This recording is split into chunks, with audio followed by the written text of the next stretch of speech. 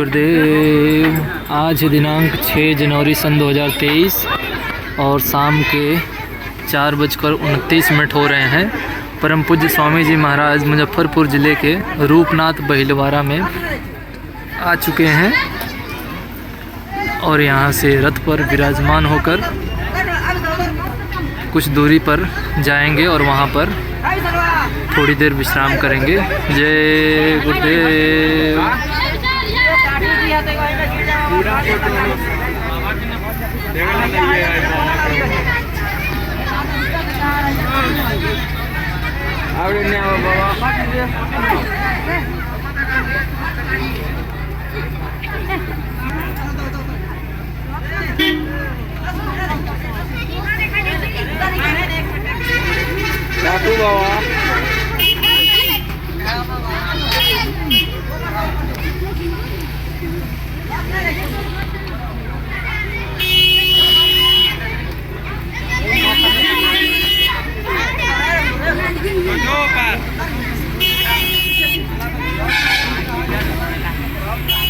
इधर इधर इधर डाकू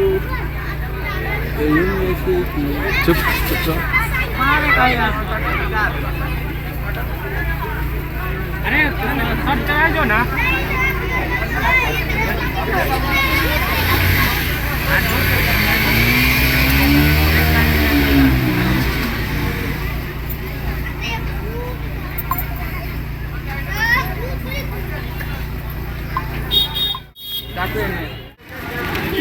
रूपनाथ बहिलवाड़ा में स्वामी जी महाराज का शुभागमन एवं वैचारिक क्रांति रथ पर विराजमान होकर लोगों को दर्शन देना। जय गुरुदेव।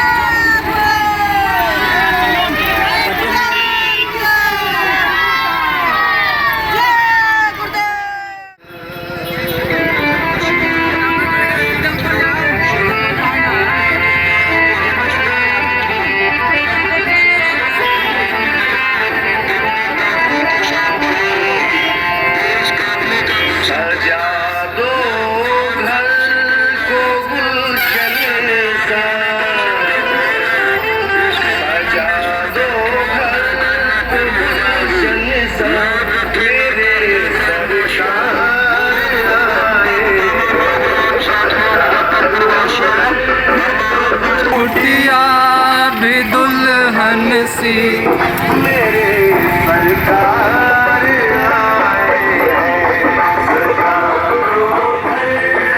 गुलशन सा मेरे सरकार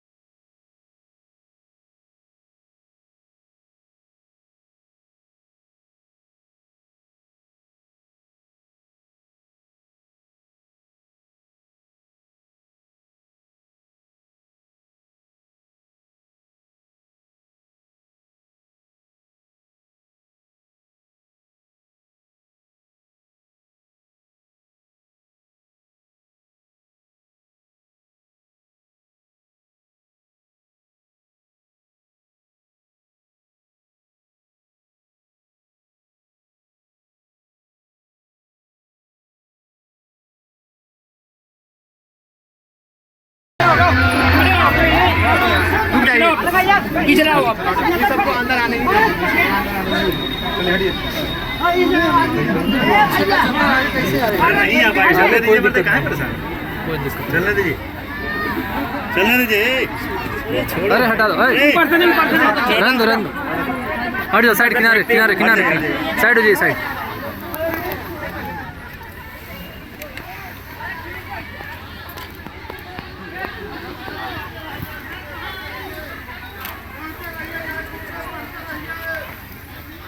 जय गुरुदेव जय गुरुदेव जय गुरुदेव जय गुरुदेव स्वागत है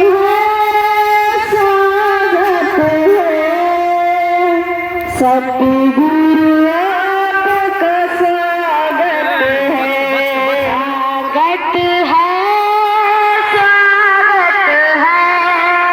सतगुरु आपका स्वागत है स्वागत है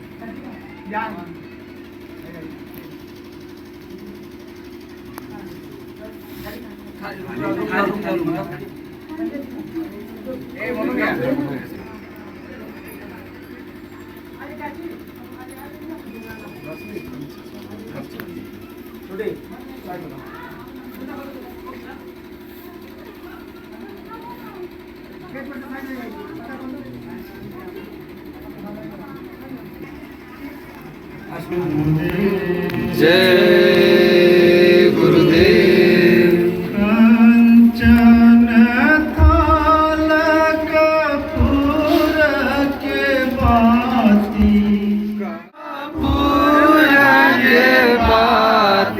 सतगुरु के आरती उतार भी हो सतगुरु के आरती उतार भी हो सखिया मिली आरती उतारेली पांच सखिया मिल आरती उतार करेली सब सखी चरण पखारेली हो सब सखी चरण पखारेली हो स्वामी जी खड़े बानी हमरे अगनवा स्वामी जी खड़े बानी हमारे अंगनवा चंदन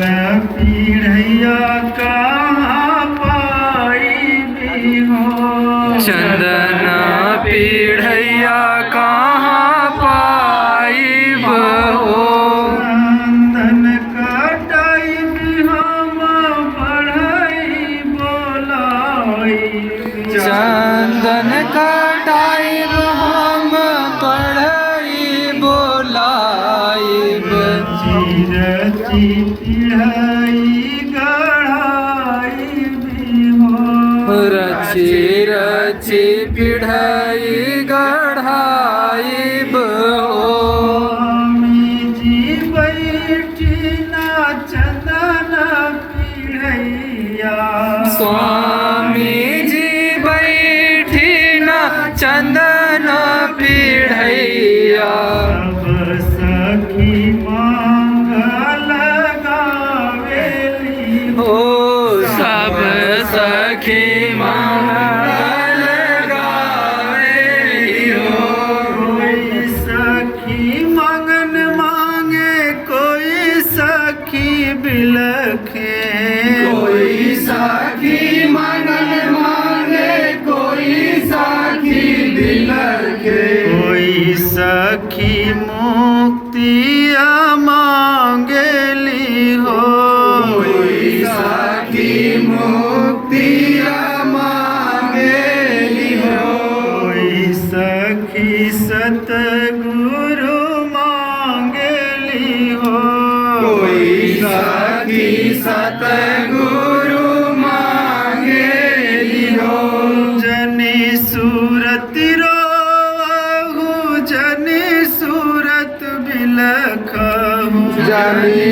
सूरत रो हो जनी सूरत बिलेखा स्वामी जी तो के परवा उतार भी हो स्वामी जो के परवा उतारे हो ऐसे के स्वामी मोरे परवा उतार भी कैसे के स्वामी मोरे परवा उतार मोरे भीतर अवगुण भरल बने हो मोरे भीतर अवगुण भरल बाटे हो मोरे भीतर दुर्गुण भरल बने हो मोरे भीतर दुर्गुण भरल बाटे हो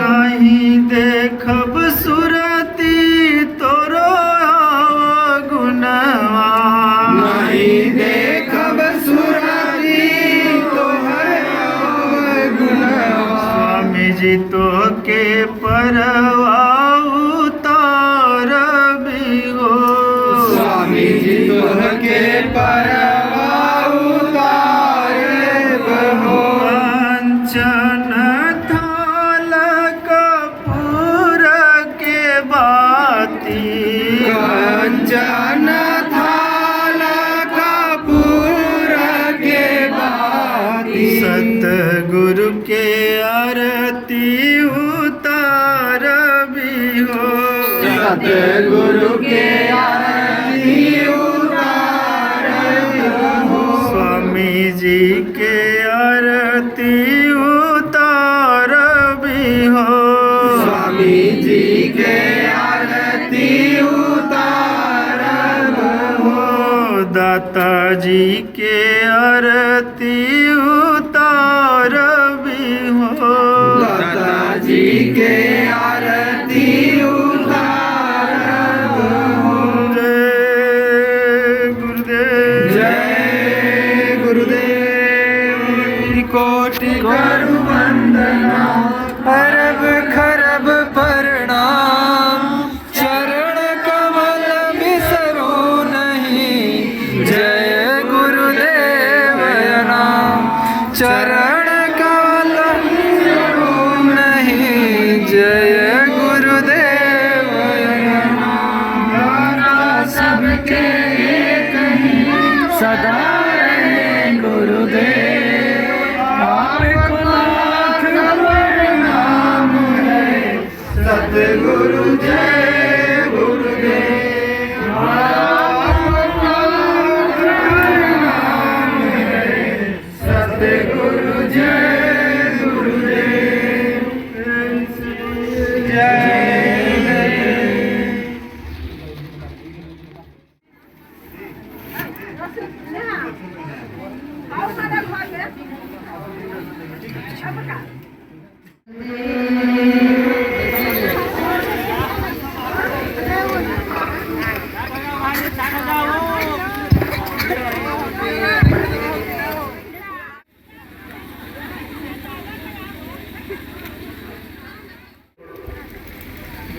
जो तुमने कहना पड़ोसी खराब, ये खराब, वो खराब, ये दुश्मन, वो दुश्मन, लेकिन कभी ये सोचते हो कि तुम्हारा मन ही खराब, ये खराबी क्यों सोचता, ये बुराइयों में क्यों जाता, बुराई को जल्दी क्यों पकड़ता, अच्छाई को क्यों नहीं पकड़ता।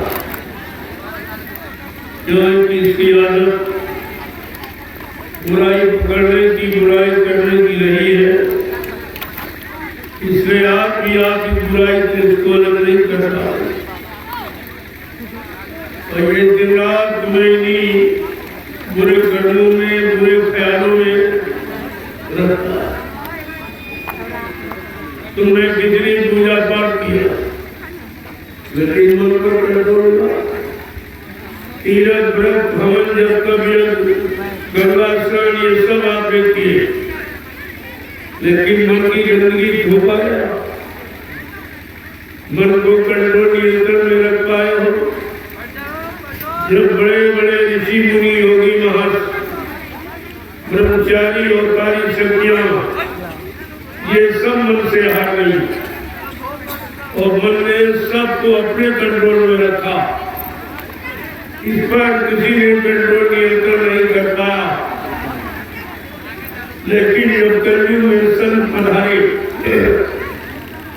तो संतों ने इसकी युक्ति जानी, उन्होंने इस मन को पकड़ा और 3 तरीके से उसको सुधारा। आज सत्संग के द्वारा, सेवा के द्वारा और भजन के द्वारा, और जीवों को संकेत किया कि अगर मन पर विजय नियंत्रण करना चाहते हो तो सत्संग करो, सेवा करो और भजन करो, चौथा कोई रास्ता नहीं। इस कलयुग में संत महापुरुष आए जो किसी युग में नहीं आए थे, न सतयुग में, न त्रेता में, न द्वापर में। 5,500 वर्ष कलयुग के निकल गए, नहीं आए। अभी लगभग 750 वर्ष पूरे होने जा रहे हैं। जब सर्वप्रथम कबीर साहब आए, उन्हीं से ये संत मत चला और संत नाम उन्हीं से जाना गया, इसके पहले कोई नहीं जानता। जब संत नहीं आए थे, किसी जीवात्मा का अंत नहीं था। कोई जीवात्मा काल माया के देश से निकलकर अपने सच्चे घर सतलोक सत्कर नामी धाम में पहुंचे। जब वो कितने दिनों की भूरी बिछड़ी हमारी आपकी जीवात्मा पड़ी है, इस पर किसी ने कोई चर्चा ही नहीं की।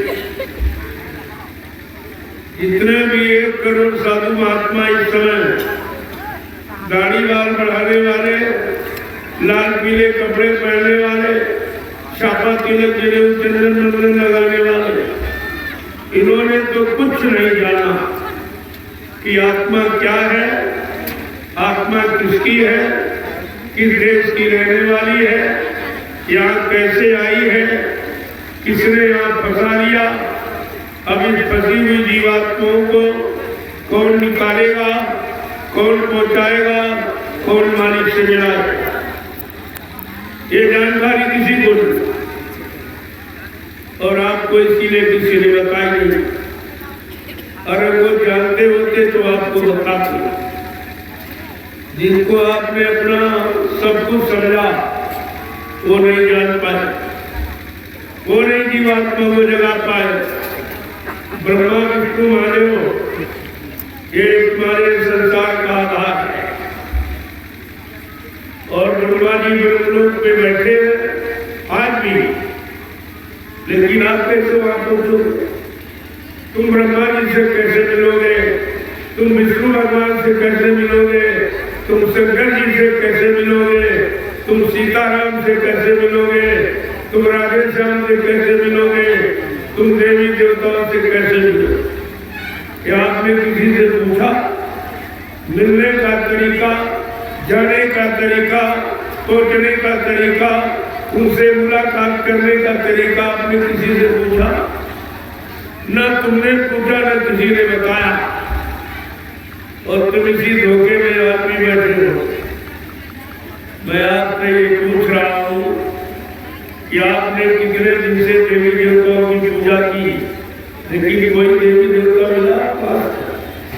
सच बोलना, कोई मिला? कोई देवी, कोई देवता, कोई भगवान, कोई खुदा, कोई गाड, कोई गुरु आपको मिला? क्योंकि ये मिलने के स्थान नहीं, ये तुमको किसी ने नहीं बताया। ये मिट्टी के मकान जो ईंट पत्थर के बनाए, ये उनकी यादगार के स्थान, ये रहने के स्थान नहीं है। भगवान राम जब यहाँ आए थे, क्या उनके नाम का मंदिर पहले से बना था? क्या उसी मंदिर में वो पैदा हुए थे? तुम्हें भी ना भूल गए हो कि वो जो क्या मिलता था और अपने घर में और माँ बाप के एक याद को आप पढ़ी लिए, फिर आप उसी को क्या ढूंढ रहे? वहां कोई नहीं, न पहले कोई आया, न आज कोई है, न आगे कोई रहेगा। यही तुम्हारा भ्रम कितने दिनों से चल रहा, और करते हुए भी और कुछ मिलता नहीं, और फिर भी समझ नहीं पा रहे हो। संसार में कोई काम करते हो, अगर लाभ न मिले तो आप करोगे? खेती करते हो, अनाज न पैदा हो तो आप खेती करोगे? दुकान और व्यापार करते मुनाफा न हो, व्यापार करेंगे आप? नौकरी करते हैं, तनख्वाह वेतन न मिले, आप नौकरी करोगे? फिर ये काम कैसे करें जिसमें कुछ नहीं मिला? तुम्हारा श्रम, समय और पूंजी सब व्यर्थ में चला गया। न किसी से आपने पूछा और न किसी ने आपको यह बताया। यद्यप धर्मशास्त्रों ने इशारा किया, उन्होंने बताया ऐसा नहीं। साफ साफ शब्दों में है, न हम बसामि वैकुंठे योगिना हृदय न चा मम भक्त्वा यत्र गायन्ति तत्र तिष्ठामि नारदा। भगवान कहते हैं, नारद मैं यहाँ कहीं नहीं रहता जहाँ तुम हमको खोज रहे हो। न मैं पत्थर में, न मैं कागज में, न मैं पानी में, मैं तो तुम्हारे सबके अंदर आत्मा रूप में बैठा हूँ। आत्मा परमात्मा का अंश है। आत्मा रूप में मैं तुम्हारे सब के अंदर बैठा हूँ। तुम अपने अंदर कभी नहीं खोजते हो, न खोजने का तरीका किसी से पूछते हो, और न किसी ने आपको आज तक बताया कि आत्मा कहाँ है, परमात्मा का अंश है। अगर आत्मा मिल जाए तो हम परमात्मा से मिलेंगे, क्योंकि शरीर तो आपका मिलेगा नहीं, शरीर वहां जाएगा नहीं, शरीर यहीं पर जला दिया जाएगा, यानी मतलब गड्ढा खुद के गाड़ दिया जाएगा। शरीर तो किसी का नहीं है, और तुम शरीर से ही पूजा पाठ करते हो। अरे शरीर इंद्रियों से जो पूजा पाठ आपने किया, उसका क्या लाभ कभी पूछा आपने कि जब शरीर इंद्रियों से पूजा पाठ और तीर्थ व्रत और दान होम जब तक यज्ञ गंगा स्नान करेंगे तो हमको क्या मिलेगा? मान मिलेगा, सम्मान मिलेगा, सामान मिलेगा, लेकिन ब्रह्म भगवान नहीं मिलेगा। शरीर जड़ है, भगवान चेतन है। जड़ कभी चेतन को नहीं प्राप्त कर सकता। इस बात को आपको ध्यान में रखना चाहिए। आपने किसी से नहीं पूछा, लेकिन संत महापुरुष आए तो उन्होंने आपको स्पष्ट बिल्कुल समझाया कि शरीर इंद्रियों से करोगे तो शरीर इंद्रियों को लाभ मिलेगा और आत्मा से करोगे तो आत्मा को लाभ मिलेगा। बिल्कुल सीधा रास्ता। शरीर इंद्रियों से पूजा पाठ, तीर्थ व्रत, दान होम, यज्ञ, गंगा स्नान करोगे तो मान मिलेगा, सम्मान मिलेगा, सामान मिलेगा। अगर आत्मा से भजन करोगे तो भगवान मिलेगा। ये भगवान मिलने वाला, वो सामान मिलने वाला।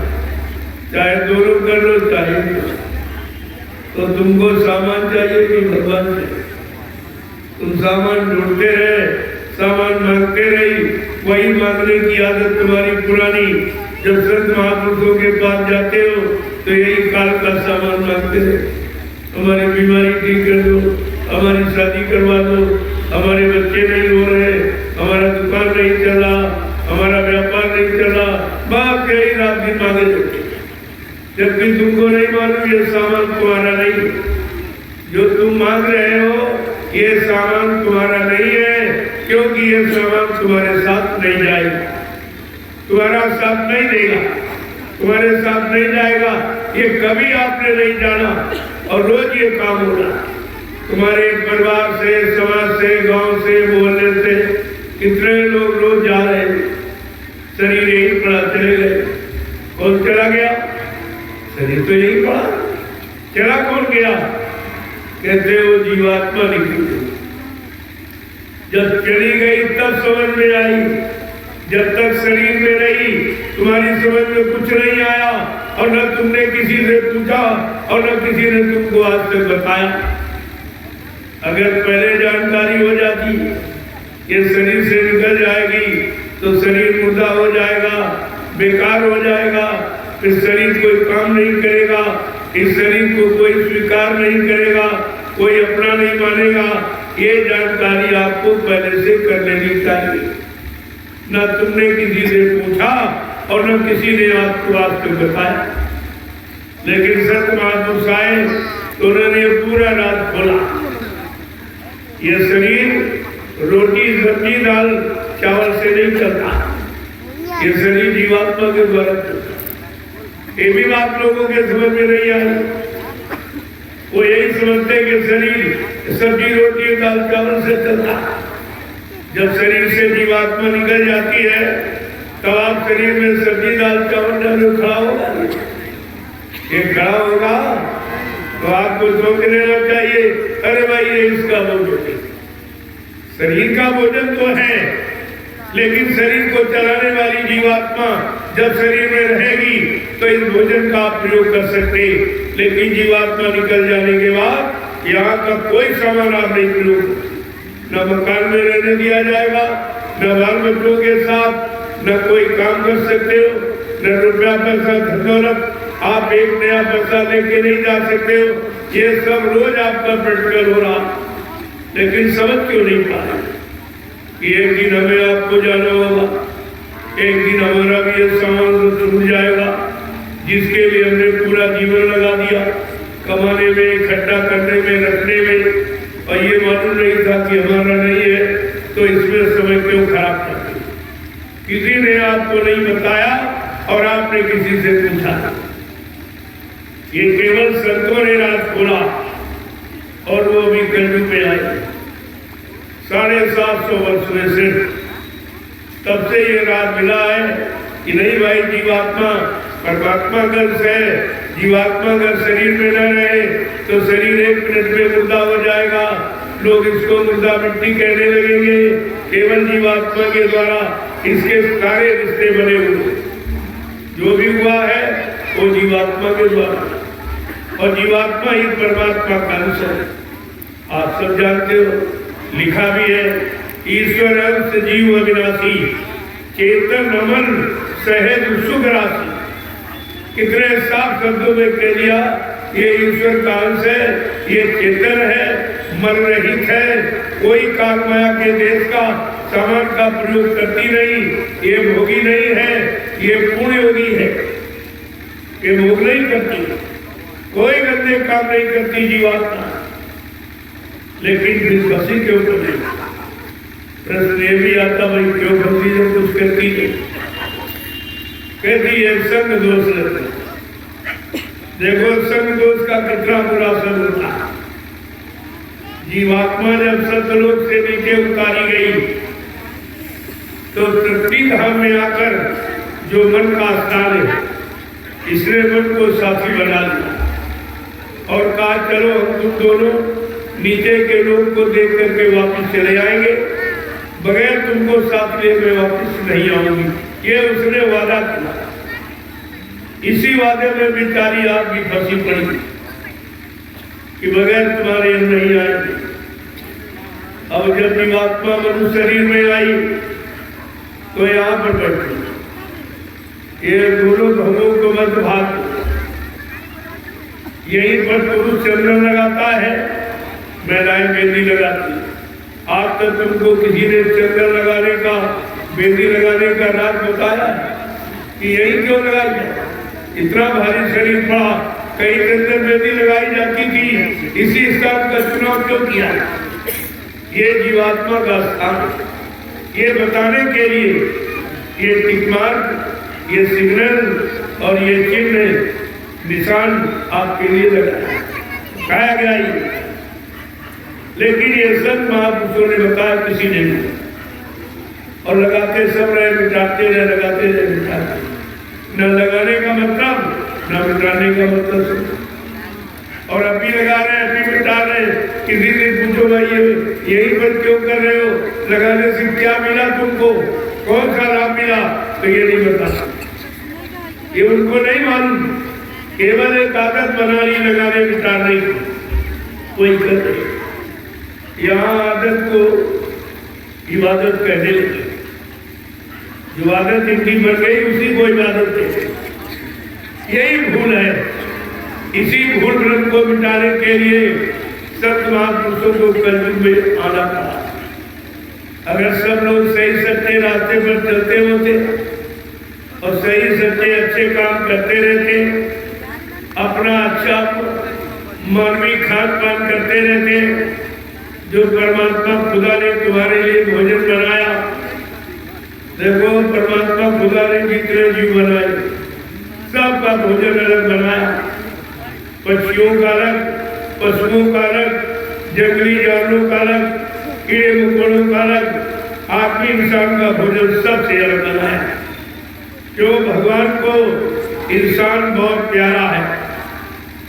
भगवान राम ने कहा भी है, रामचरितमानस उठा के देखे आप, बड़े साफ शब्दों में कहा है कि सब मेरे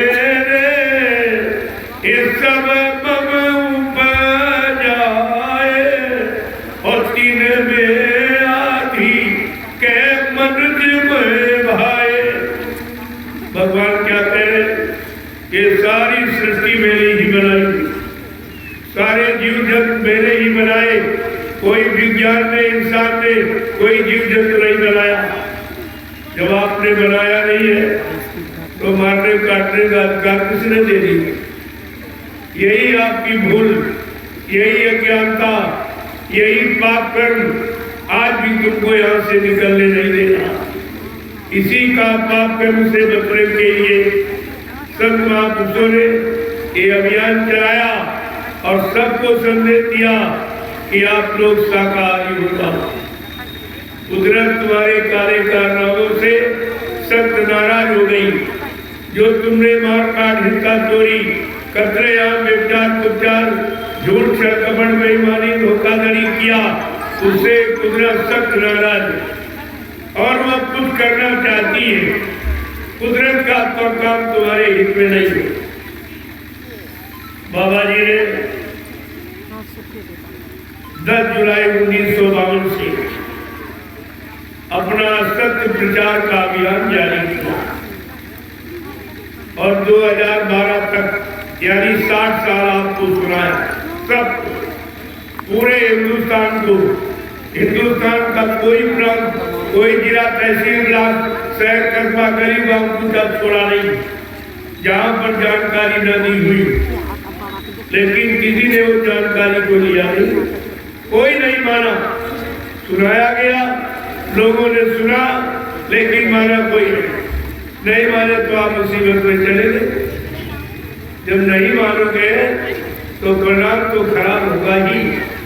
गोस्वामी जी महाराज ने रामचरितमानस इसीलिए लिखी और हर हिंदू के घर में रखवा दी कि तुम इसको पढ़ते रहना, बच्चों को याद रखना, अपने जीवन में उतारते रहना, तो तुम्हारे जीवन में कोई बीमारी, कोई परेशानी, कोई झगड़ा, कोई देवी प्रकोप, कोई दुर्घटना, कोई अकाल मौत नहीं होने पाएगी। लेकिन आपने उनकी भी बात नहीं, न रामचरितमानस की मानी और न इनकी मानी।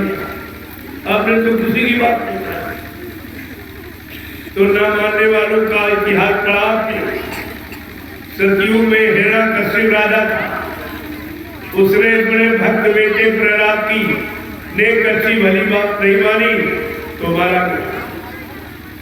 त्रेता में विद्वान ब्राह्मण रावण 4 वेद 6 7 18 पुराणों का ज्ञा था, उत्तम कुल पुलस्त करना की शिव विरक्ति पूजे वो भक्ति। इतना कुलीन ब्राह्मण पुलस्त ऋषि के परिवार का, जिसने अपनी अखंड तपस्या आराधना साधना से ब्रह्मा विष्णु महादेव को बड़े बस में कर दिया, लेकिन समय के जगह नाम से चूक गया। उस नाम की महिमा नहीं समझ पाया जो समय से ऋषि मुनियों ने राम नाम जगाया था। उस राम नाम पर उसको शंका हो गई, कह रहा ये राम नाम भगवान का नाम नहीं, ये राम भी भगवान नहीं। इसी शंका में सोने की लंका चली गई, शंका में लंका खो बैठा। और तुमने समरथ सदगुरु में शंका की तो सदगुरु की दया खो दिया। आपने तो बहुत भारी नुकसान अपना किया, क्योंकि दया ये रुपए पैसे से मिलती नहीं, ये कोई दे सकता नहीं। आप इनको जब उनकी बहुत मर्जी होती है तभी वो दया जीवों पर करते हैं और दया का लाभ देते। अपने आपने तो कुछ नहीं समझा, अगर समझा होता तो ये हालात आपके नहीं होते। उधर द्वापर में राजा कंस, उसने भगवान कृष्ण की कोई बात नहीं मानी और ये दोषियों ने भी कृष्ण की बात नहीं मानी। जब भी कृष्ण ने कहा अरे भाई मैं तुम्हारी जात बिरादरी में आया हूँ, जात बिरादरी के नाते मेरी बात मान लो, तो ये दोषी क्या कहता था, अरे जा जा, जात का ग्वाला, गाय चराने वाला, माखन का चोर, तेरी बात मान लूंगा। इतने अपशब्द, कटु शब्द, अमर्यादित शब्दों का प्रयोग करके कृष्ण को नाराज कर दिया। जब वो नाराज हो गए तो नाराजगी बेचारे लाचार मजबूर हो गए करने के लिए, क्या करने के लिए, लीला करने के लिए, खेल करने के लिए। एक 18 दिन की लीला की और सब समाप्त। वो 56 करोड़ वंशी जिनका पूर्तिया सफाया एक भी नहीं बता। ये है अच्छी नेक भली सलाह, अच्छी नेक भली बात न मानने का परिणाम विनाश होता। ये इतिहास आपके बता रहे सब, लेकिन कलयुग के लिए संत गोस्वामी जी महाराज ने जो रामचरितमानस लिखा, उन्होंने स्पष्ट शब्दों में लिखा है कि कलयुग के जीवों, अगर तुमने इनकी बात न मानी, इनकी साधु ज्ञा का फल और जरे नगर अनाथ कर देता। साधु संत महात्माओं की आज्ञा का उल्लंघन जो परिवार समाज देश राष्ट्र मुल्क जातियां करेगी वो जल के रात हो जाएगी। ये कलयुग के लिए चेतावनी, क्या आपने चेतावनी को पढ़ा नहीं है? क्या रामचरितमानस के उत्तरकांड को आपने देखा नहीं है? अगर आपने पढ़ा होता जो जरूर समझा होता, और समझा होता तो ऐसे अनैतिक कार्य आप कभी नहीं करते। अनैतिक कार्य नहीं करते तो आपको ये जो सजा मिल रही है, तरह तरह की बीमारियां, परेशानियां, दुख तकलीफ, महामारी, यानी मतलब दुर्घटनाएं, ये नहीं, ये सब कर्मों की सजा ही है। बगैर कर्म के आप कुछ नहीं मिल सकता, क्योंकि ये देश कर्म प्रधान देश है। यहाँ जो जैसा कर्म करेगा वैसा फल उसको भोगना पड़ेगा। इसमें कोई किसी तरह की मदद नहीं कर सकता, ये संसार का नियम है। और भगवान राम ने अपने नियम को आपको बताया भी राम के कि कर्म प्रधान ने विश्व रची राखा, और जो जस करी ये सतस फल चाखा। क्या कह रहे हैं? भगवान के कानून को बता रहे हैं।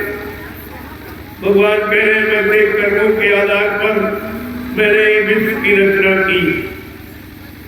दो कर्म, एक शुभ एक अशुभ, एक अच्छा एक बुरा, एक पाप एक पुण्य, का दो कर्मों के आधार पर सारे विश्व की रचना की। अब तुम जैसा कर्म करोगे, अच्छा करोगे तो अच्छा फल दूंगा, और बुरा करोगे तो बुरा फल दूंगा। लेकिन मैं माफ नहीं कर सकता, न मैं माफ कर सकता, न मैं क्षमा कर सकता, न मैं किसी विधान को काट सकता, मैं उसका परिणाम दे सकता, अच्छे का अच्छा और बुरे का। बड़े साफ शब्दों में भगवान राम ने कहा, जिनको संत गोस्वामी जी महाराज ने रामचरित मानस में लिख के बताया और तुम्हारे सबके घर में रखी। चारों तरफ अखंड रामचरित मानस का पाठ भी हो रहा, लेकिन समझ कितने दो, ले कितने रहे, सुधार कितना कर रहे, इस पर तो कोई विचार नहीं। तो पढ़ने पढ़ाने से काम नहीं होगा, काम होगा करने कराने से। अगर पढ़ने पढ़ाने सुने सुनाने से काम हो जाता तो करने की क्या जरूरत है? जब कर्म प्रधान है तो आपको कर्म करना पड़ेगा। बिना कर्म के यहाँ कोई आपको कुछ नहीं दे सकता। अब तुमने कर्मों के पर कोई विचार नहीं किया कि हम पे कौन सा कर्म, तो भगवान राम ने बताया तो कि काल ने भी मैं तिन कर रहा था, और सुबह आंसू मैं कर्म फल दाता। कह रहे भगवान राम कि मैं महाकाल के हुक्म से इस काल नगरी में आया हूँ व्यवस्था परिवर्तन की, धर्म की स्थापना के लिए, भक्तों की मदद के लिए। जो नहीं मानेगा उसको मारना दूंगा। तब आपको लिखे बताया गया कि भगवान राम किस लिए आए, धर्म की स्थापना के लिए, दुष्टों के संहार के लिए और भक्तों की मदद के लिए। लेकिन जीवात्मा जगाना, परमात्मा से मिलाना ये काम के लिए नहीं, पाप कर्मों से माफी ये करने के लिए नहीं आए। बड़े साफ शब्दों में लिखा, ये सब जानकारी आपको रखनी चाहिए। अगर ये जानकारी आपके पास होती और आप जानकार हो जाते तो कभी बुरा कर्म नहीं करते, कभी गंदा खान पान नहीं करते। आपको मालूम है ये मुर्गा मांस कौन खाता? कुत्ता, कौवा और गीद। ये तुम्हारा भोजन नहीं। अगर तुम्हारा भोजन नहीं है और करोगे तो परिणाम खराब होगा, अच्छा नहीं होगा। जिस शरीर का, जिस मशीन की जो खुराक, जो ईंधन है, वही उसके लिए काम सही करेगी। जैसे उदाहरण के लिए तुम्हारे यहाँ दो मशीनें, एक पेट्रोल की एक डीजल। अगर पेट्रोल वाले में तुम डीजल डालो तो ये भी तो ऑयल है, ये भी तेल है, लेकिन वो खराब हो जाएगा, उसका वो ईंधन नहीं है। इसी तरह परमात्मा ने इस मनुष्य मशीन को भगवान ने बनाया, किसी इंसान विज्ञान की मशीन बनाई नहीं। इसलिए इस मशीन का ईंधन, ऊर्जा और त्वरित ताकत क्या बनाया? इसका सीजनल अनाज और सीजनल दालें और सीजनल सब्जियां, फल फ्रूट, मेवे, दूध, मक्खन, मलाई, घी, ये इंसानी खुराक है। ये मानवीय भोजन है, ये शुद्ध शाकाहार है, ये सात्विक भोजन है। अगर आप मानवीय भोजन करोगे तो तुम्हारे में मानवता बनी रहेगी, इंसानियत बनी रहेगी, प्रेम त्याग मोहब्बत सेवा दया सदाचार परमात्मा की यादगार बनी रहेगी। तुम्हारे मन मस्तिष्क में माँ बहन बेटी बहू की परख पहचान बनी रहेगी। तो आपने जब से भोजन खराब कर दिया, तुम्हारे विचार खराब हो गए, तुम्हारी सोच खराब हो गई, तुम्हारे आंखों का देखना खराब, कानों का सुनना खराब और कर्म करने सब खराब कर जाना। अब खराब किया है तो परिणाम अच्छा सोचते तो कैसे, अब बुरा परिणाम मिल रहा अभी नहीं समझ पाते। ये बीमारी क्यों है? किसने बुलाई, किसने भेजी बीमारी? बीमारी आपने बुलाई है, बीमारियों को आपने निमंत्रण दिया है गंदा खान पान करके। बीमारी कहाँ आती है? जहाँ गंदगी होती है या गंदा खान पान होता है वही बीमारी आती है। जो आप जानते हो गंदगी से बीमारी आती है और गंदगी दूर करने के सरकार ने कितने उपाय किए, लेकिन शरीर की गंदगी के बारे में कोई उपाय नहीं। वो गंदगी खिलाने की सलाह देती, ये नहीं सोच पा रहे कि गंदगी से ही तरह तरह की बीमारी, तरह तरह के कीटाणु जो शरीर को हानि पहुंचाने वाले ये गंदगी से पैदा होते। जब शरीर में यानी मुर्दा मांस जब डालोगे ये गंदगी नहीं क्या सफाई? अरे मुर्दा सबसे बड़ी गंदगी। मुर्दा कोई घर में रखता? अगर तुम्हारे घर में कोई मुर्दा हो जाए क्या घर में आप रखोगे? कहते नहीं नहीं, घर का मुर्दा घर में नहीं रहेगा, गांव मोहल्ले में नहीं रहेगा, शमशान भूमि में लकड़ियों पे जला के मुर्दे को राख कर दिया जाएगा ताकि कोई बीमारी ना आए। इस मुद्दे के बारे में जान के कि घर का मुर्दा घर में नहीं रहेगा, गांव मोहल्ले में नहीं रहेगा और बाजार से जो मुर्दा खरीद के लाते हो वो रसोई घर में रहेगा। बाजार वाला मुर्दा रसोई घर में रहेगा जहाँ भगवान का भोग लगा दो। ये भी तुम्हारी बुद्धि नहीं काम की कि एक मुर्दा जो घर का वो फेंका है, जला दिया, गड्ढा खोद के काट दिया कि मुर्दा घर में नहीं रहेगा, घर खराब हो जाएगा, घर में गंदगी बीमारी फैल जाएगी। और एक मुर्दा बाजार से खरीद के लाते हो वो क्या अच्छा हो गया? क्या मुर्दे का परिणाम अच्छा होता? अगर अच्छा होता तो घर वाला क्यों फेंका? उसमें तो पैसा भी नहीं लगता, उसको भी खा सकते थे। यानी घर वाला खराब, बाजार वाला अच्छा। यही बुद्धि आपके पास, यही ज्ञान है, यही सूझबूझ है, यही समझ आपके अंदर है। इसी से आपने बीमारियों को निमंत्रण किया। मैं ये चैलेंज के साथ कहता हूँ, अगर आप शाकाहारी हो जाओ तो तुम्हारे घर में, परिवार में कोई बीमारी नहीं आ सकती, कोई बीमारी नहीं, कोई लड़ाई झगड़ा नहीं, कोई चोरी डकैती कत्ल नहीं, कोई व्यभिचार नहीं होगा और कोई दुर्घटना नहीं होगी और किसी को अकाल मौत में जाना नहीं पड़ेगा। इतना बड़ा लाभ शाकाहारी बनो। मरिए मैं ये नई बात नहीं बताता हूँ, हम सब लोग जन्म से शाकाहारी, हम शाकाहारी पैदा ही हुए। जब बच्चा पैदा होता है माँ के पेट, चाहे हिंदू घर में हो चाहे मुसलमान के घर में, चाहे किसी जाति में हो, क्या किसी माँ ने पैदा होने के वक्त अपने बच्चों को अंडा खिलाया था, मुर्गा खिलाया था, बकरा खिलाया था, मछली खिलाई थी, शराब पिलाई थी, गांजा भी पिलाया था? हर माँ ने अपने बच्चे को अपना दूध पिलाया। ये शुद्ध शाकाहार। हम लोग जन्म से शाकाहारी पैदा ही, 3 गुणों को लेकर बच्चा पैदा होता, शाकाहारी, सदाचारी और ब्रह्मचारी।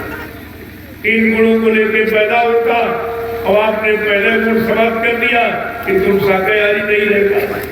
जब शाकाहारी नहीं रह पाए तो सदाचारी ब्रह्मचारी का मतलब ही नहीं होता।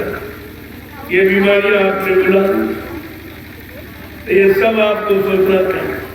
जब कबीर साहब आए तो उन्होंने बहुत शिक्षा, बहुत तालीम दी, बड़ा प्रचार किया, लोगों को खूब बताया कि मीन मास जो करे आहारा 64 जन्म की देवतारा, जो मछली के मांस का भोजन करेगा उसको 64 जन्म गिद्ध के योनि में जन्म लेना पड़ेगा, जो गिद्ध मुर्गा मांस खाता।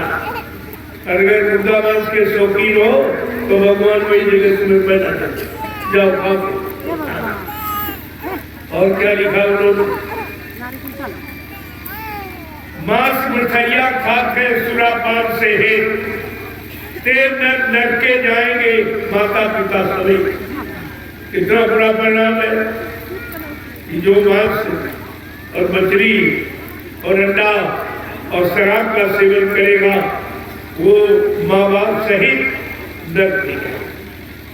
इतनी भारी सजा है, इस सजा को आपने कभी विचार नहीं किया, कभी सोचा नहीं।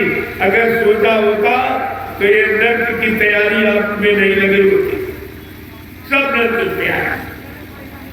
भगवान को मानते हो तो भगवान राम का कानून पढ़ा। उन्होंने अपने जीवन में 3 घटनाएं, पहली घटना कि अपने पिता को नहीं माफ किया, राजा दशरथ। क्या अपराध किया था उन्होंने कि उनसे धोखे में भक्त श्रवण कुमार की हत्या हो गई। एक हत्या धोखे में हो गई, भगवान राम ने माफ नहीं किया। आपने अपने जीवन में कितनी हत्याएं की, कितने मुर्गे मारे, कितने बकरे काटे, कितनी मछली मारी, कितने अंडे फोड़े, कितने घर काट करके मासूम बच्चों की हत्या किए हुए बैठे हो। बोलो तुम्हें कौन सा भगवान माफ कर देगा? पहले भगवान का कानून पढ़िए। दूसरा है कुंभकर्ण का वध। ये क्यों किया, क्यों मारा उसको? कि कुंभकर्ण शराब पीता था, मांस खाता, इसलिए भगवान ने उसका वध किया। क्या कुंभकर्ण वध आप भूल गए? क्या भगवान राम का क्रोध आप भूल गए? इन्होंने कुंभकर्ण को क्यों मारा? केवल शराब पीने मांस खाने के कारण। अगर भगवान राम का कानून आज तुम्हारे समाज में लगा दिया जाए, तुम परिवार समाज में रहने वाले कितने लोग बचोगे? तुम सब शराबी कबाबी हो गए। तो भगवान राम के कानून को कहाँ मानते? तीसरा कानून क्या है? बाली का वध। बाली का वध क्यों किया? सुग्रीव को मित्र बना करके फिर बाली को संहारा किया। एक भाई को मित्र बनाया और एक का वध कर दिया। ये क्यों किया? तो उन्होंने कहा नहीं, कानून बना दिया। उसका अपराध, उसका गुनाह और पाप देखकर पहले कानून धारा बनाई, बगैर धारा की सजा नहीं सुनाई जाती। तो उन्होंने कौन सा कानून लाया? जरा सुन लीजिए कि तुम उस कानून के अंतर्गत तो नहीं हो, सजा तुमको भी मिल जाएगी। क्या है? क्या लिखा गोस्वामी महाराज ने रामचरितमानस में लिख के बताया कि अनुज बधू भगनी सुत नारी और सुन साठ ये कन्या समचारी, इन्हें कुदरा तीपिलो के जोई और ताए बधे कछुपा पहन होई। भगवान राम ने क्या कानून बनाया? अनुज बधू। अनुज माने छोटा भाई, बधू माने स्त्री। छोटे भाई की स्त्री भी बहू के समान होती है। बहन भगनी माने बहन, और भगनी सुत्रारी बहन के लड़के की स्त्री भी बहू के समान मानी जाए। और कुंवारी कन्या, ये चारों निजी कन्या के समान भगवान राम का कानून कहता, अगर इन पर कोई बुरी नजर डाले और गंदी आदत से इनके चरित्र को खराब करने की कोशिश करे, ऐसे इंसान का अगर वध कर दिया जाए तो कोई पाप नहीं। क्या आप बच सकते हो? कि आपके पास बचने का है? तो तुम्हारी तो नारी समाज पर दृष्टि पड़ते ही खराब हो जाती। पापी दोष से, पाप से कैसे बचे? आज तक आपने नहीं सोचता है। और आपके द्वारा परामर्श संदेश दे रही भगवान राम ने और भी कानून बनाया। अरे सीताराम के पुजारियों, जरा ध्यान से सुनो। तुम सीताराम के पुजारी हो कि सीताराम से सजा पाने के अधिकारी को। सीताराम कहने से माफी नहीं मिलेगी, सीताराम कहने से सीताराम नहीं मिलेगा। जो सीताराम ने कहा वो करो तो मिलेगी। उन्होंने आगे और कुछ कारण बताया, वो तो और पूजा बहुत कठिन है कि जननी समो जानो पर नारी और धन पर आए विष से विष भारी। क्या कह रहे कि पराई स्त्री को अपनी मां के समान जानो और पराया धन जहर का जहर, ये दोनों काम तुम्हारे बस के, ये दोनों काम आपके बस के नहीं। तो सजा पाने के अधिकारी आप बन नहीं। सुबह आपकी आंख खुलती, शाम को बंद होती। यही सोचते हो किसको लूटना है, किसको ठगना है, किससे झूठ बोलना, किसकी बेईमानी करनी है, किसको ठगना, किसको धोखा देना है, किसकी चोरी, किसकी डकैती, किसका कत्ल करना, किसका अपहरण करना। ये सब काम में जुटे पड़े। भगवान राम की कोई बात नहीं सुनता, राम के बारिश की कोई बात नहीं मानता। तो बड़ा तो बुरा ही हो, अच्छे का अच्छे और बुरे का। ये नियम कानून बना हुआ, अच्छा करोगे अच्छा फल पाओगे, बुरा करोगे बुरा फल। इसमें कोई किसी तरह की छूट नहीं हो। हाँ, सत्य महापुरुष उनको अधिकार है वो आपके पाप कर्मों के माफी करा सकते, और वो ऐसे नहीं पर शरीर को परमार्थी सेवा में लगाते। जो शरीर के द्वारा आपने पाप कर्म किया उसकी माफी शरीर के यानी परमार्थी कर्मों को शरीर से कराकर उस पाप कर्म की माफी करा।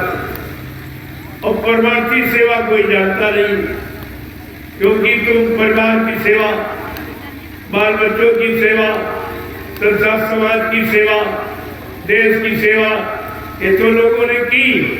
इसमें तो आपका स्वार्थ छिपा हुआ, ये स्वार्थ की ही सेवा है। परमार्थ की सेवा कौन सी है? जिस सेवा से तुम्हारा तो काम हो ही जाएगा और तुम्हारी सेवा के द्वारा जो व्यवस्था बनेगी उस व्यवस्था से आगे आने वाले भविष्य में लाखों लोग लाभ उठाएंगे। ये प्रेमियों तुम्हारा परमार्थी है।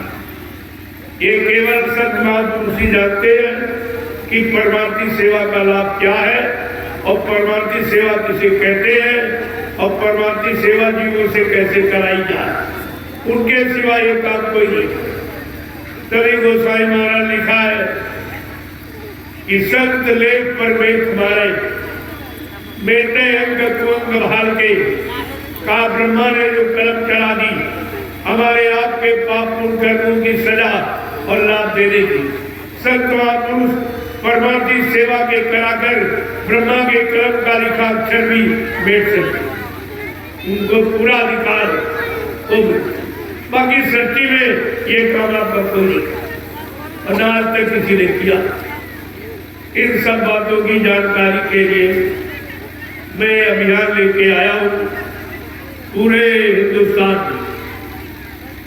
जय गुरुदेव आध्यात्मिक जन जागरण शाकाहारी काफिला, ये उत्तर प्रदेश की सीतापुर डिस्ट्रिक्ट में जहाँ 88,000 ऋषियों की तपोभूमि, 88,000 ऋषियों ने जहाँ तपस्या की उस तपोभूमि से ये काफिला लेके बैठा। और साथ में आपके लिए महाप्रसाद जो हिंदुस्तान में किसी ने आपको कभी नहीं दिया, प्रसाद आपको किसी ने कभी नहीं दिया। और इस तरह से जो मैं सारे हिंदुस्तान में गलियों में सड़कों में प्रचार करके पुकार लगा के बुला के मैं ये महाप्रसाद दे रहा हूँ कि आगे का समय बहुत खराब, उस खराब समय से बचने के लिए आप ये प्रसाद ले लीजिए। बांट रहा हूँ पैसे से नहीं, बांट जिसके बदले कुछ नहीं। ये काम कोई नहीं कर रहा। और न कभी किसी ने पहले किया, न आगे भविष्य में कोई कर सकेगा।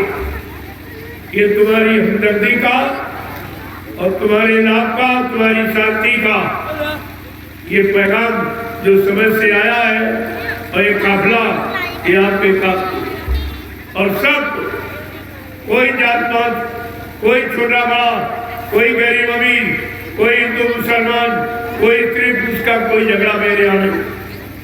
मैं सिर्फ एक जीवात्मा देखता हूँ, इस शरीर में जीवात्मा बैठी, चाहे वो स्त्री का शरीर हो चाहे पुरुष का हो, मतलब तो जीवात्मा से। ये जीवात्मा का जो ये शरीर जीवात्मा के रहने का मकान है, तो जीवात्मा का मकान ये गिरने न पावे, मिटने न पावे, इसलिए आपको ये प्रसाद दिया जाए। क्या कोई तुम्हारे गांव आया, कभी आया भी इसके पहले भी, या कोई आएगा? इस पर आपको विचार करना चाहिए। तुम्हारी हमदर्दी, तुम्हारी चिंता किसी को नहीं। न कोई नेता आया है, न कोई महात्मा आया। नेताओं को आपने चंदा नोट वोट दिया, महंगाई भरी, टैक्स भरे, जीएसटी भरी, लेकिन कोई नेता मुसीबत में आया?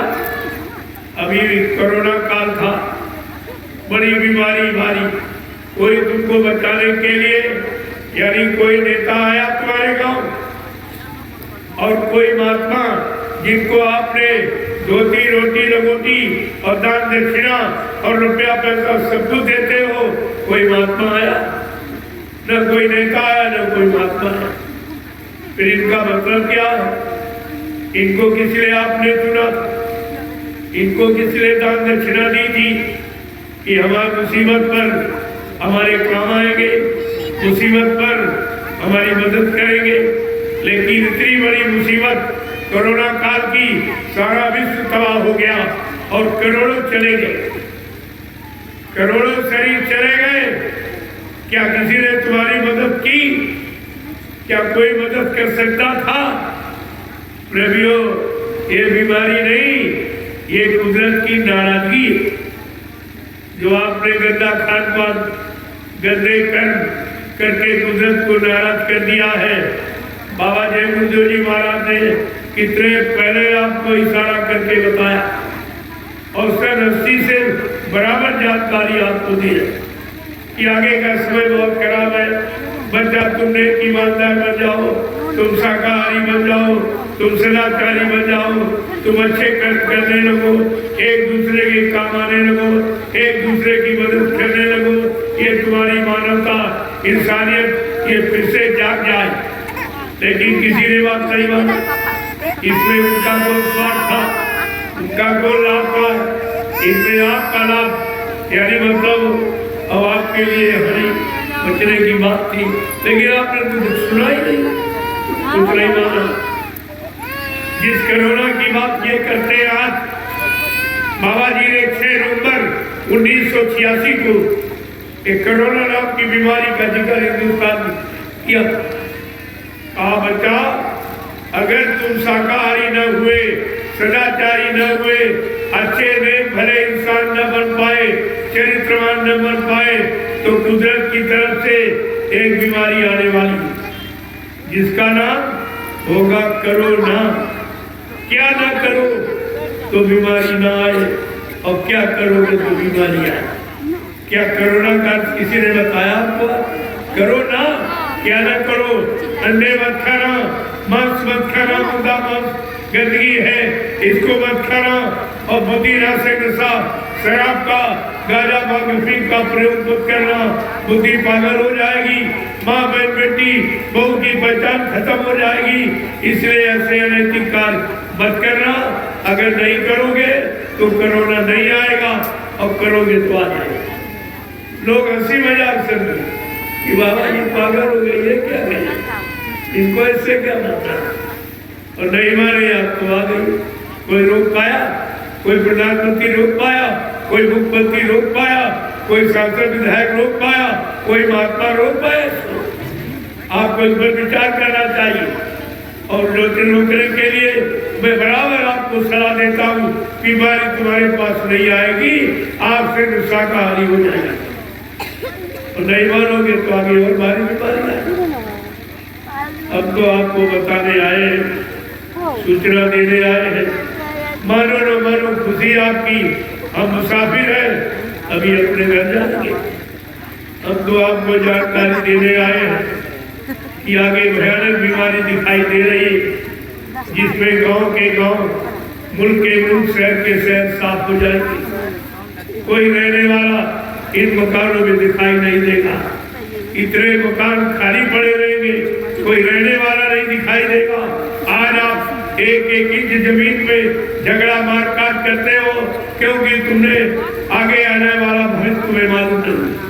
इसलिए महात्मा प्रकाशदर्शी होते, भूत भविष्य के जानकार, इसलिए आपको पहले ही खतरे से अवगत कराते हैं कि भारी खतरा होने वाला था। कोरोना के बारे में इतने पहले बताया 6 नवंबर 1986, आप नहीं माने, आ गया। और फिर आपको पहले से बताया जा रहा कि आगे भयानक बीमारी है कोरोना, और उसके साथ कुछ पर घड़ी मिनट नहीं लगेंगे, गांव के गांव, शहर के शहर, मुल्क के मुल्क साफ होंगे।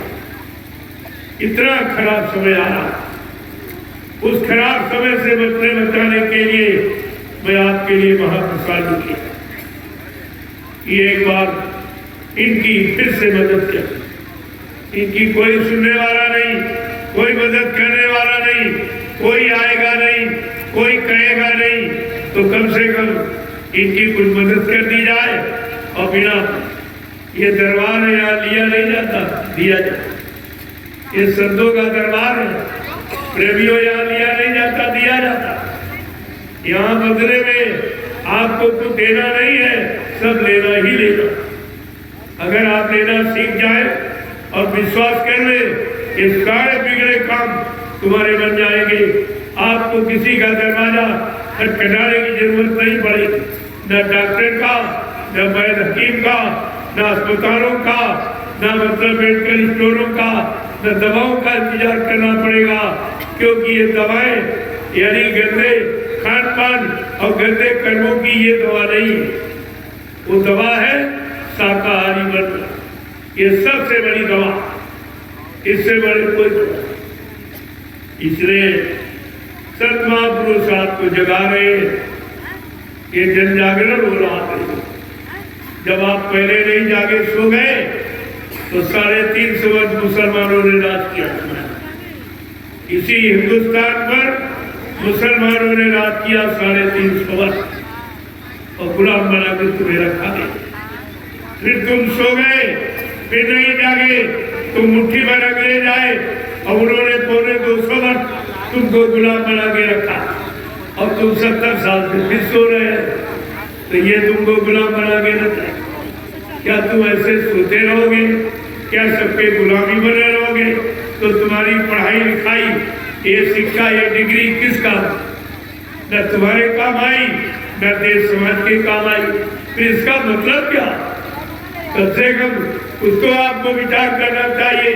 परमात्मा ने मानव बुद्धि दी है, ये परीक्षण का यंत्र है, आपको इसका प्रयोग करना है। लेकिन नहीं करोगे तो वही तुम जानो, तुम्हारा काम जानो। आप ये नहीं कहोगे मेरे गाँव कोई आया नहीं, मेरे लिए किसी ने कुछ बताया नहीं, कुछ इशारा किया नहीं। तो मैं ये थोड़े से समय में मैं तो निकल रहा था, अचानक प्रेमी का घर है, उन्होंने कहा भी हमारे यहाँ तो चलो समय तो नहीं है, हमें सीतामढ़ी पहुँचना है समय से, लेकिन अब बहुत देर हो गई। 5 बजे वहाँ पहुँचना था। वहाँ एक मीटिंग हुई इसी संदर्भ में ये प्रचार प्रसार आगे कैसे बढ़ाया जाए, कैसे किया जाए, इसी संदर्भ में सत्संगी प्रेमियों में एक मीटिंग चल रही थी और उसमें जाना था। लेकिन अब ये बीच में आपके लिए सेवा जरूरी पड़ी, फिर उन्होंने कहा इन प्रेमियों को कुछ प्रसाद दे दिया जाए, आगे आने वाले समय में इनकी मदद हो जाती। जय गुरुदेव, जय गुरुदेव, जय गुरुदेव, जय गुरुदेव। नाम किसका? प्रभु का प्यारा नाम।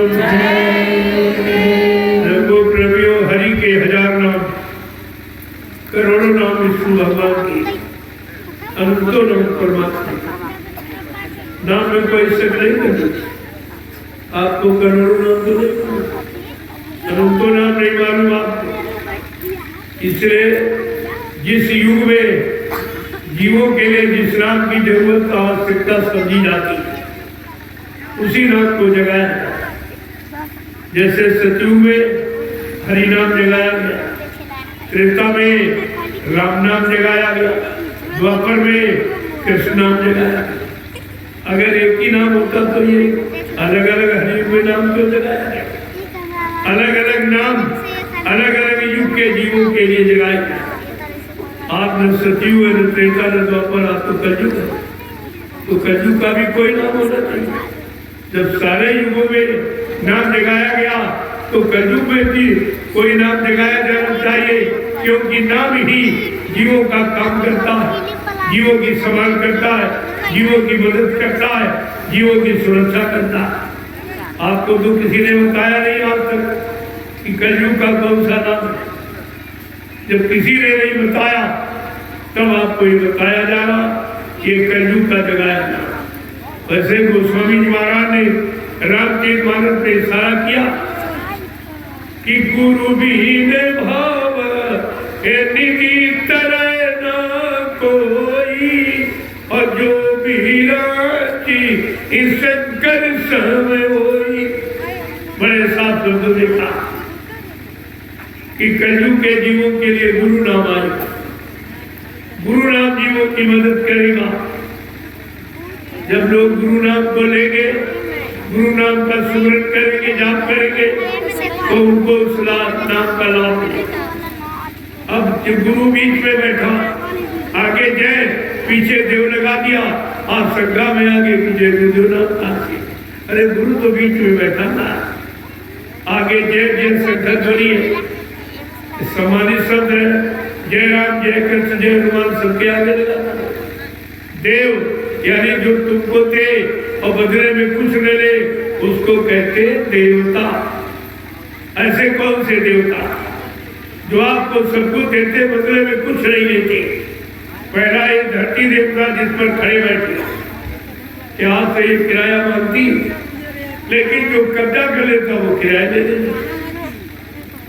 पहली जमीन है तो धरती माने तो किसी से किराया नहीं मांगा, और इसी पर कितने बुरे काम पाप करते हो, और इसी पर कितनी गंदगी फैलाते हो, लेकिन धरती माँ एक कभी आपसे बदले की भावना नहीं रखती। दूसरा देवता सूर्य देवता, पूरब में निकलता पश्चिम में डूबता। जब तक ये रहता है आपको पूरे दिन प्रकाश देता है और बदले में आपसे कुछ नहीं लेता। ये देखिए इनको देता। तीसरा चंद्र देवता, चंद्रमा पूरी रात प्रकाश देता, ठंडक देता और सबसे आवश्यक यानी ऑक्सीजन प्रदान करता। जो जीवन को चलाने वाली शक्ति ऑक्सीजन ये चंद्रमा प्रदान करता है और बदले में आपसे कुछ नहीं। चौथा है वायु देवता, कितनी अच्छी शीतल में हवा चलती, आपसे कोई किराया नहीं मांगती। अगर सरकार की बनाई हवा का प्रयोग करो तो किराया लग जाएगा। कूलर है, पंखा है, एसी है, अगर प्रयोग करो तो फौरन। पांचवा है जल देवता, कितनी मूसलाधार बारिश सारी प्रकृति को हरा भरा कर देती, लेकिन एक पैसा किसी से नहीं बनाती। अगर किसी ने जल की अपनी व्यवस्था बना ली तो बगैर पैसे पानी नहीं देगा। ये देखिए आप पहले देवताओं की बात समझो। देवता कहते कि पत्थर का कागज का देवता हो क्या देगा? देने को देवता, जो आपको दे वो देवता, और जिनको तुमने माना उन्होंने तुमको दिया कि तुमने उनको दिया।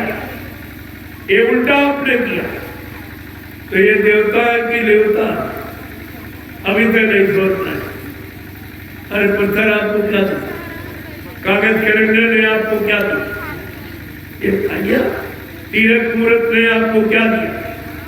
और तुमने श्रम समय पूंजी खर्च किया और तुमने दिया और बदले में तुमको आज तक किसी ने कुछ नहीं दिया और पहले तुम समझ नहीं पाए, तब कुदरत को समझाना पड़ा।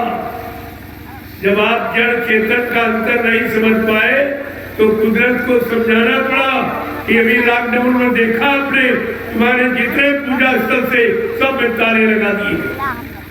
कोई बोला? अरे किसी ने कहा कुछ? पंडा पुजारी कोई बोला भाई क्यों ताला लगाया? क्या ये कोई कोरोना की दवा है कि मंदिर मस्जिद में ताला लगा दिया जाए, इनको बंद कर दिया जाए? तो ये देखा गया कि तुम कुछ जागे हो कि सोए हो, तुम कुछ बोलोगे कि चुपचाप खड़े रहोगे। ये करके देखा गया, जब तुम नहीं बोले इसके बाद तुमको 3 महीने के लिए तुम्हारे घर में जेल बना के बंद कर दिया।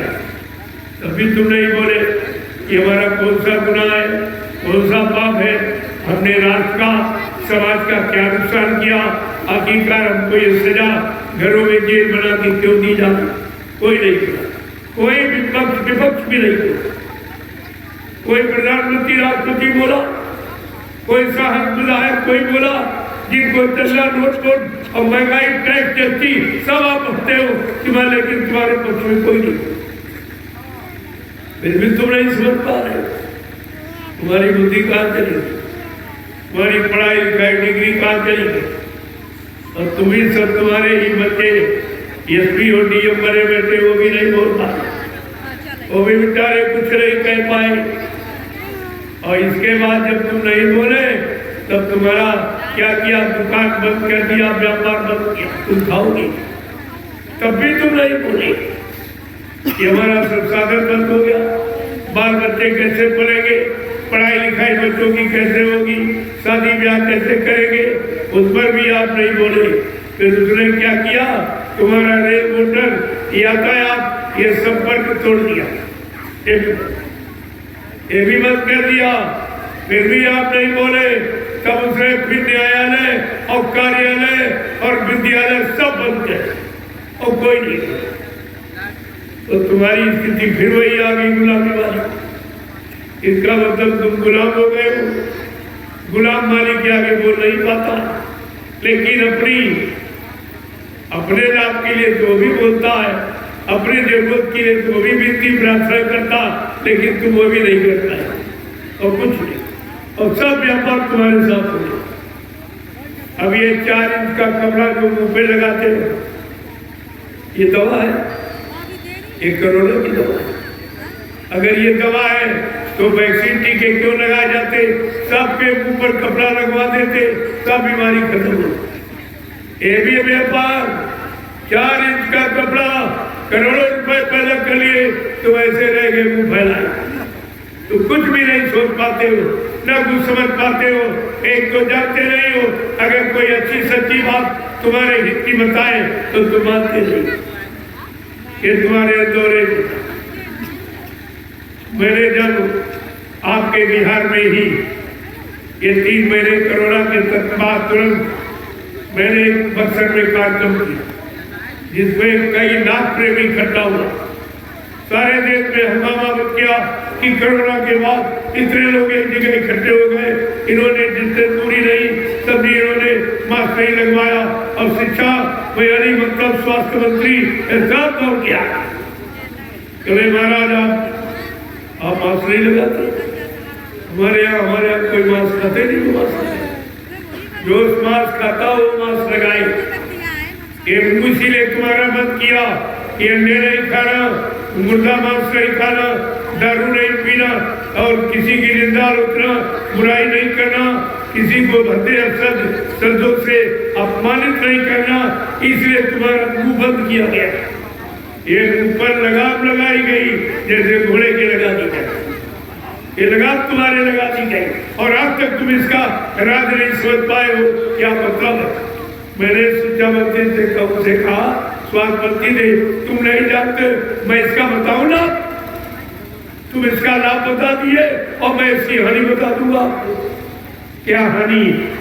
जब नाक मुंह बंद कर दिया जाएगा प्रेमियों, तो स्वच्छ वायु आपको नहीं मिलेगी, स्वच्छ ऑक्सीजन नहीं मिलेगी, तो तुम्हारे अपने बड़े कमजोर हो जाए। ये डॉक्टरों को फिर एक मसाला मिल गया, फिर एक दवा बेचने का अवसर, ये सब तुम्हारे शरीर के साथ व्यापार किया जा रहा है। और तुम अभी पढ़ लिख कर नहीं समझ पाए, ये डॉक्टर में ये भी नहीं समझ पाए कि नाक जब कुदरत ने खोल के रखी तो ये बंद कर रहे हो, इसका परिणाम बुरा हो। इसकी क्या जरूरत? हाँ, नाक बंद करने का मतलब तो यही था कि अच्छा खान पान करो, अच्छी संग सोबत करो, अच्छे कर्म करो, तो फिर ये बंद करने की आवश्यकता नहीं। इस पर तो किसी ने कुछ कहा ही नहीं, इसका तो चलन बढ़ाया जा रहा। सरकार ने परमिट लाइसेंस बांट दिए, क्या जितने मुर्गे काटो, क्या जितने अंडे फोड़ो, क्या जितना गर्भपात करो, क्या जितनी नसबंदी करो, मतलब इस पर एकदम खुले सब खुल गया। लेकिन और सब नौकरी नहीं खोली, जीएसटी नहीं हटाई, टैक्स नहीं हटाए, महंगाई नहीं हटाई, गरीबी नहीं हटाई, बेरोजगारी नहीं हटाई, जिसकी जरूरत भारत की जनता को। तुम्हारा जरूरत का कोई सामान, क्या शराब की आवश्यकता जरूरी है? क्या मुर्गा मांस खिलाना जरूरी है? क्या अंडा जो मुर्गी का मासिक धर्म है ये खिलाना जरूरी है? ये कितनी बड़ी गंदगी। अगर स्त्री मासिक धर्म में होती तो उसके आंख का भोजन नहीं किया जाता, छुआ नहीं जाता कि बीमारी लग जाएगी, बीमारी फैल जाएगी। और ये मुर्गी का मासिक धर्म अंडा जब खिलाया जाएगा तो इन नौजवानों का क्या होगा, इनकी बुद्धि और इनके स्वास्थ्य का क्या होगा? क्या इस पर किसी ने विचार किया? कितना बुरा रिएक्शन पड़ेगा, बुद्धि विकृत हो जाएगी, काम क्रोध लोगों अहंकार प्रज्वलित हो जाएंगे, फिर तुम्हारी समाज के बस की बात नहीं रहेगी। ये सवाल जानकारी देनी चाहिए थी, लेकिन ये कोई नहीं। मैं तो निकल रहा हूँ, देख रहा हूँ कितनी भीड़ सब्जी के दुकानों पर नहीं, उससे दूरी भीड़ अंडों की दुकानों। ये हमारे देश का भोजन है। अरे तुम्हारा तो मतलब यानी कुदरत के अनुसार देश 4 महीने गर्मी बरसात, कुदरत भी संतुलन में रहती, कुदरत भी कंट्रोल नियंत्रण में रहती, कुदरत भी संयम में रहती, और आप संयम को तोड़ दिया तो परेशानी में चले गए। ये भारत देश, सारे विश्व के देश भारत को गुरु मानते थे अध्यात्म का। अध्यात्म की शिक्षा, परमात्मा शिक्षा केवल भारत जैसे धार्मिक मुल्क में और विश्व में किसी देश में। इसलिए सारे देश भोग भूमि के नाम से जाने जाते और भारत देश योग भूमि के नाम से जाना जाता। और आज भी आपसे कहा जा रहा कि आगे भारत विश्व का गुरु बनेगा, भारत विश्व गुरु बनेगा।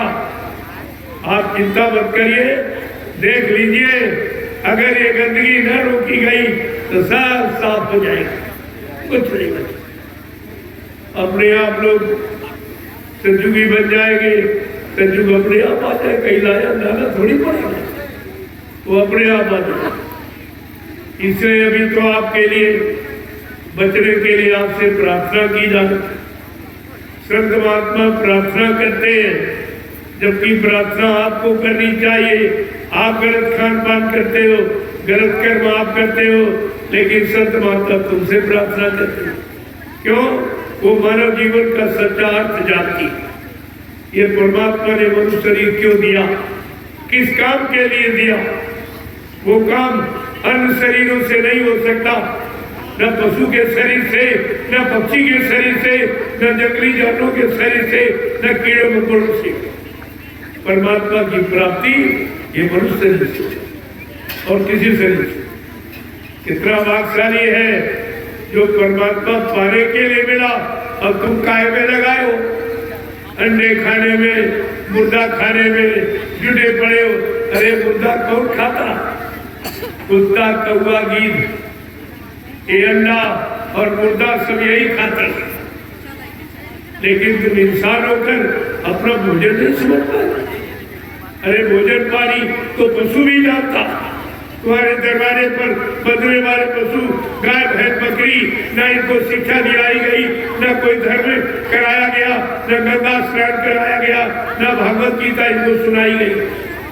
लेकिन उन पशुओं को अगर आप चारा न दो तो इनको मांस खिलाएगी, ये खाएगा?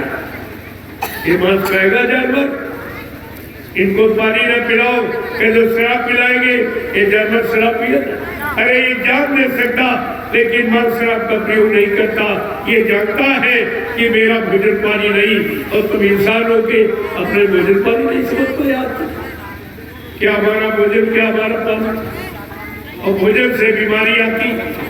अगर भोजन खराब है और अशुद्ध है और बासी भोजन, कहते नहीं ये स्वास्थ्य खराब कर देगा। जब भोजन बासी शरीर खराब कर देगा, ये मुद्दा मांस या शरीर को अच्छा बना देगा? कभी आपने बैठ के विचार किया? तब कारे मनुष्य तो से तो पशु नहीं, तेरे तो पशु ही अच्छा। कम से कम अपना भोजन पानी जानता और तू बड़ा भोजन पानी के बोल। परेशानी का ये कारण, इसलिए इस पर शोध किया गया, जानकारी की गई, निरंतर पहचान, तब आपके लिए ये फार्मूला तैयार किया गया। इनको एक बार शाकाहारी बना दिया जाए तो सारी बीमारी और सारी परेशानी और सारे लड़ाई झगड़े ये सब खत्म हो जाए। एकदम आपका पारिवारिक जीवन, सामाजिक जीवन, व्यवहारिक जीवन बिल्कुल शांत प्रिय हो जाएगा। तो आपके लिए मैं मिसाल है, उसको ले लीजिए। जय गुरुदेव, जय गुरुदेव, जय गुरुदेव। नाम किसका? जय गुरुदेव। नाम किसका? प्रभु का प्यारा नाम। जरा खड़े हो जाइए आप लोग, खड़े हो। पहले मतलब समझ लो खड़ा होने का मतलब। खड़े तो रोज ही होती और बैठते रोज, लेकिन मतलब अभी तक नहीं कर पाए कि खड़े होने का मतलब क्या है। किसी सच्चे अच्छे काम को करने के लिए अब आप लोग खड़े हो जाओ।